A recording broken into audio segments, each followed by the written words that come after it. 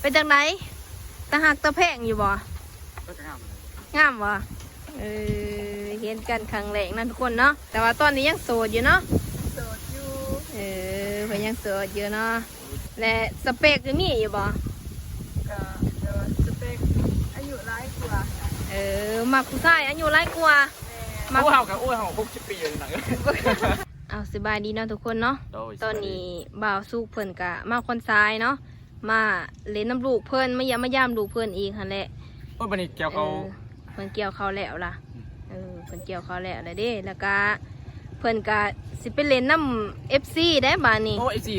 เพิ่นเอาว่าสิต้มไก่ให้กินFC ที่ว่าได้โทรร่วมกันมื้อนั้นเนาะเพิ่นสิไปเล่นน้ำมื้อนี้เพิ่นถือว่าได้มีโอกาสมาแล้วก็สิไปเล่นน้ำเนาะบัดนี้เนาะเพิ่นโทรมาว่าสุกมากินต้มไก่น้ำนี่เด้อเพิ่นน่ะอยู่หน้าบ่เพิ่นมาเล่นน้ำแต่ฮู้จักบ่ล่ะหน้าเพิ่นน่ะบ่จักดอกมาเลาะบ้านเพิ่นมาเล่นน้ำลูกเพิ่นทุกคนแล้วก็ถือโอกาสมันไปเล่นน้ำ FC เลยบ้านนี้เพราะว่าอยู่บ้านเดียวกันกับลูกเพิ่นเนาะบ้านคนทรายแล้วก็สาวตุกตาโทรมาเล่นน้ำมื้อนั้นโทรมาแต่3-4 มื้อพุ่นแลโทรมาครับโทรมาแต่เพิ่นกำลังมีโอกาสได้ลงมาขอกระพาเพิ่นลงมาอีกเดี๋ยวสิโทรหาเพิ่นก่อนเด้อบัดนี้เด้อว่าเพิ่นอยู่ไสเฮือนเพิ่นหน้าเพิ่นอยู่ไสโทรหาเพิ่นก่อน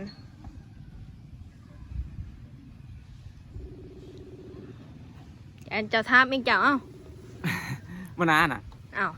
ได้สิไปหาฮัลโหลเช้าทุกตาแต่ว่าตอนนี้บ่าวสุกเพิ่นมาหาเจ้ามาเล่นน้ำเจ้านี่บ่มาดอกมาขาดอกก็เลยสิไปแวะลิ้นเพิ่นได้เพิ่นสิไปแวะเล่นน้ำเจ้าอยู่บ่เจ้าอยู่เฮือนบ่ข่อยอยู่หน้าขี่ออกมาหน้าเกี่ยวเขาบ่อยู่หน้าโอ้อยู่ทางใดเด้บ่นี่น่ะขี่มาทางนี่โตโอ้มาแล้วคลองน้ำหาบ่โตตนาดินบล็อกนี่บ่แม่นโอ้ขี่เข้าไปเลยเนาะไปแล้วก็เลี้ยวครัวบ่โดยโอเคได้ให้เจ้าเอามาลัดเอานี่เด้อโดยสิออกไปลัดเอาโดยเราอยู่หน้ามันเพิ่นอยู่หน้าเราเอาไปเกี่ยวเขาแล้วซำนี้แหละไปบ่นะฮะจะเพิ่นเว้าพายสิเว้าก็เจ้าสัญญากับเราเด้ว่าสิไปเล่นน้ำเราถ้าเจ้าบ่ไปให้แล้วเพิ่นสิเว้าอยากไปแน่อยากไปแน่นั่นน่ะไปแน่บ่อยากไปแน่พอล่ะเฮ็ดจังได๋บัดไปบ่ได้แนวใดไปให้แล้ว FC เพิ่นอยากเห็นหน้าเห็นตาผิดคำสัญญาบ่ได้มาหาตาไปหันเด้ค่ะทางเขาอะไรหันเด้ดินบล็อกน่ะขี่ไปแล้วก็เลี้ยวครัวแล้วอ่ะอยากไปแน่ดอก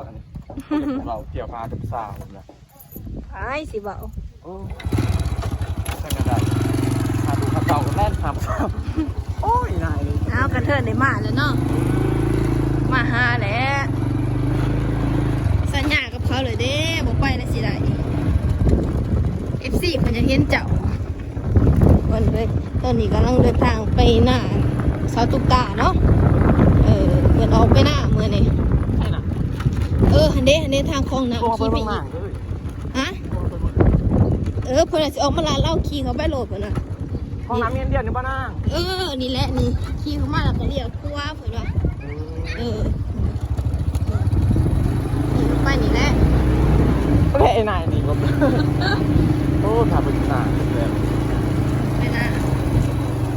ไปพาไปหน้าท่านบอกเห็นจะโทรหาเพิ่นใหม่ย่านอีสังไปหาหน้าเหรอได้หนักจังหวะนี้มานำกันใส่ดีเที่ยงตัวนี้พอดีแม่บ่แม่จะได้สารดิเปิดมาลัดเอาไม่ได้หาเพื่อนที่บ้านแม่เนาะยาวคนอยู่ไหนนี่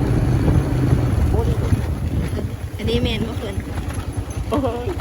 ฮะว่าตอนนั้นน่ะว่าอันเขาเหรออันนี้หอดหน้าเพิ่นอันนี้ทุกคนเลย สาวตุ๊กตาสบายดีนี่โอ้ยเห็นตัวจริงแหงงามทุกคนเอ้ยโอ้ยเห็นตัวจริงแหงงามบ่สุกกะเคินอยู่เด้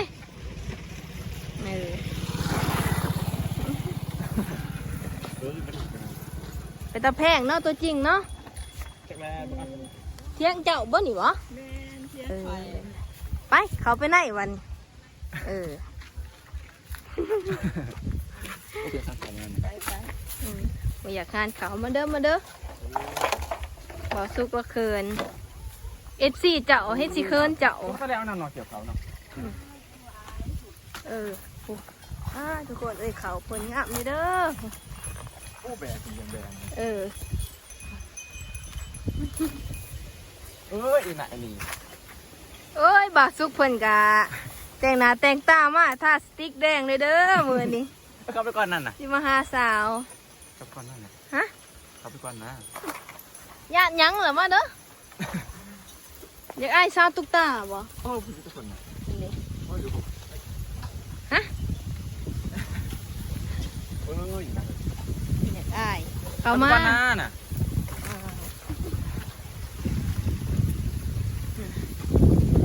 บาสุกเราอยากอ้ายเจ้า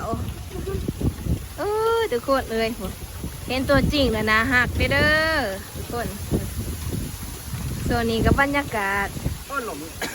บรรยากาศดีนะลมบ่อย อันนี้มันไก่หลงเห่า แม่นี่มาเที่ยวเขาใส่ไฟเขาส่งไก่สุกิน ๆนะ เอาอะไรน่ะ ทุกคนเลย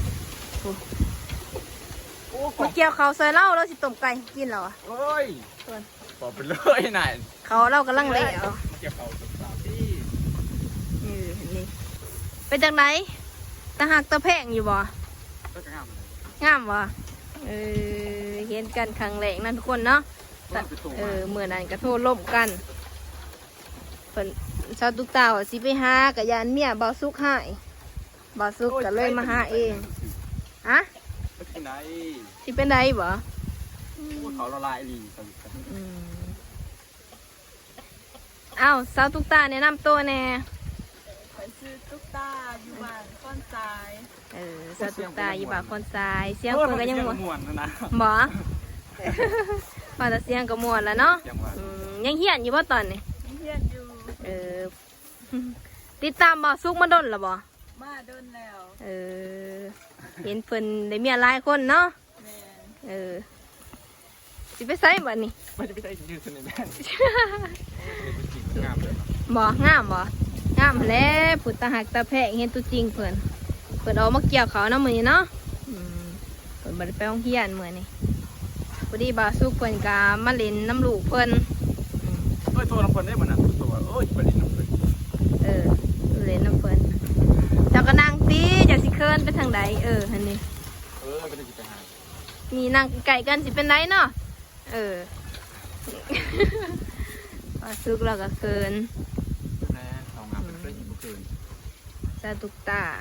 เฮ้ย เป็นตาหักตาแพงบ่ แล้ว บ่ตาหักตาแพงแล้วเนาะมาขอตัวจริงเลยให้งามกว่าเก่าได้ทุกคน โอ้ยอันนี้ผ้ามาฮะผ้ามานั่นดอกไฟซีมาซื้อดอกอย่าไปซีสนใจ ไอซีสนใจบ่หรือเจ้าสนใจ โอ้ยผ้ามานั่นนะให้ซีเบิ่ง บ่ ฝากติดตาม สาตุกตาเพิ่นยังเฮียนอยู่เนาะแต่ว่าตอนนี้ยังโสดอยู่เนาะ โสดอยู่ เพิ่นยังโสดอยู่เนาะถ้าผู้ใดสนใจก็ติดต่อหาเพิ่นได้เพิ่นก็ยังเปิดใจอยู่แต่ว่า เปิดใจ โอ้ย เพิ่น ตั ก็ ว ยัง เขาไป เปิด จ้า ใจ อย่างไง เปิดตัว บ่ ไม่ ได้ ใช่ว่า ตั ตัว วโอ้ยพอดีแล้วเขาหาบอสุกแล้วพาโอ้ยซีเอ้ยพอได้สนใจกับโอ้ยสาธุสาธุโตทุกคน เพิ่นยังโสดอยู่ และสเปคมีอยู่บ่ ก็เดี๋ยวสเปคอายุร้ายกว่า มักผู้ชายอายุหลายกว่า แม่ โอ้ยเฮากับโอ้ยเฮา60 ปีเลยนะ มักรุ่นใหญ่กว่าเนาะมักรุ่นใหญ่กว่า ความมา มันจะเป็นแบบผู้ใหญ่ดีเนาะเพิ่นกับจะเป็นกับบ่ตายตัวแล้วทุกคนเพิ่นว่านั่นได้ก็ได้เพิ่นก็ติดตามมาดนแล้วบ่ แม่ตามมาโดนแล้ว ติดตามมาดนแหละเห็นบ่าวสุกได้มีหลายคนเนาะเจ้าก็จักแต่ว่าสาวเค็มอยู่บ้านเดียวกันกับเจ้านี่แต่ว่า จ้า หูจักเนาะ รู้จักแล้วอยู่บ้านเดียวกัน ว่าสู้ก็ยิ้มเลยดอก คุณยิ้มแล้วตานะฮะกันนะโทษนะเพื่อนวันนั้นลมน้ำโทรศัพท์ ว่า ขอจะจริงแข่งงาน พอจะจริงอย่างงามเนาะกะเสียงอาจสิบ่ได้ค่อยได้ยินปานใดเนาะทุกคนเนาะเพราะว่าลมพัดบ่อยๆบางเที่ยงให้เที่ยงหน้าเพิ่นก็มีแต่กอไผ่นี่บรรยากาศดีไปซีมาเบิ่งดอกอันนี้ไปซีมาไปซีมาเบิ่งแต่ว่ามีคนสนใจก็ติดต่อหาเพิ่นเนาะเดี๋ยวสิแจกเฟซเพิ่นแจกได้ตะมานี่เผื่อว่ามีคนอยากเขามาล่มมาเว้าว่านํเพิ่นก็เปิดใจอยู่ลูกสาวหลาสำได้นี่ลูกสาวเดียวสำบ่จักนี่ลูกสาวหลาลูกสาวหลาบ่สุกก็ยิ้มเลยอยู่ก็ยิ้มมันแล้วอีนายนี่มาฟังมันจากกระบอกกับเราเนี่ยสิ FC ติดตามข่อยนำคลิปได้ก็ถามเพิ่นนี่ติล่ะเป็นนะติดตามเพิ่นทางใดล่ะนี่ทาง TikTok ทาง Facebook แล้วก็ YouTube ติดตามนี่ดอกอันนี้ฮะติดตามผู้3 2ทางเลยเนาะFC คัก FC แน่แล้วแหละนี่สาวตุ๊กตานี่ก็สเปคบ่าวสุกแล้วแหละนี่อีนายนี่ออกไปเลยบ่แม่นบ่ล่ะเพิ่นก็เป็นตาหักตาแพงได้ผู้แถมยังโสดอีกพร้อมคนงามๆจังซี่ก็ยังโสดอยู่เนาะแม่นเพิ่นบ่เปิดใจให้ไผบ่จักยังเปิดใจอยู่แต่ว่าเพิ่นเปิดใจอยู่เนาะแต่ว่าถ้ามีคนถือใจเพิ่นก็มักคนอายุหลายสำใดฮะแต่ว่าถ้าให้ครบนี่อายุสำคัญกับครบได้บ่ได้อยู่แต่ว่ามักแท้ๆก็อายุหลายกว่าเนาะ50 ปีครับ50 ปีสิเอาบ่มาสุกเพิ่นก็ยิ้มไปเปิดอยู่แล้วได้มาหา FC มาหาสาวตุ๊กตา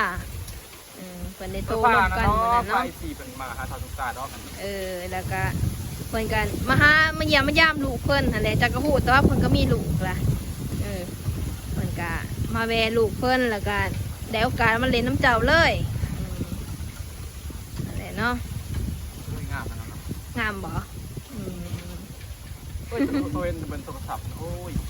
โทรศัพท์ก็ยังว่างามเลยเนาะมาเห็นตัวจริงก็แฮงงามอันนั้นทุกคนนี่ก็คือสาวตุ๊กตาเนาะเพิ่นก็ยังเฮียนอยู่ตอนนี้ก็แถมเพิ่นก็ยังสวยได้ทุกคนถ้าว่าผู้ใดสนใจก็ติดต่อมาเนาะสิฝากเฟซเพิ่นไว้แล้วก็ทักไปลมน้ำเพิ่นก็เปิดใจอยู่นี่ก็สิขออนุญาตปิดคลิปก่อนเนาะวันนี้เนาะมีแต่ว่าติดตามคลิปต่อไปนะทุกคนเนาะ